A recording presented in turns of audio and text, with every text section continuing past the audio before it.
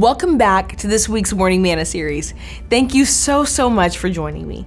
If you missed parts 1, 2, or 3, you can go back and watch them at any time. But earlier this week, I shared one of the forgotten prayers that I prayed to the Lord a while ago. I prayed, "Lord, humble me."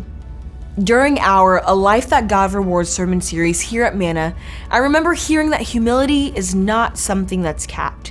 It's not something that we stop growing in after attaining it. We don't graduate from the school of humility during this lifetime. It is, and it will continue to be the distinguishing feature of a devout disciple of Jesus Christ.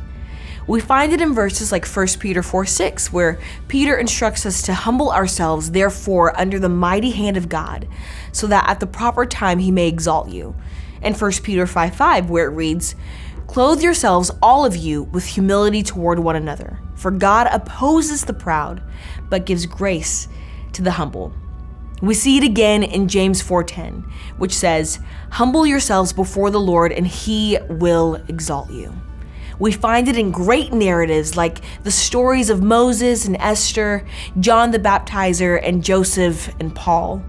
And we find it in the greatest chronicle of them all, the story of the most humble man who ever lived, the one we are to look to, who sets the most significant and most attainable example for each of us, who, though he was in the form of God, did not count equality with God a thing to be grasped, but emptied himself by taking the form of a servant, being born in the likeness of men.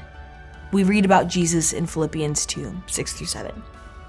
We humble ourselves to submit to the Lord's way, so that he may accomplish whatever he desires to do in us and through us.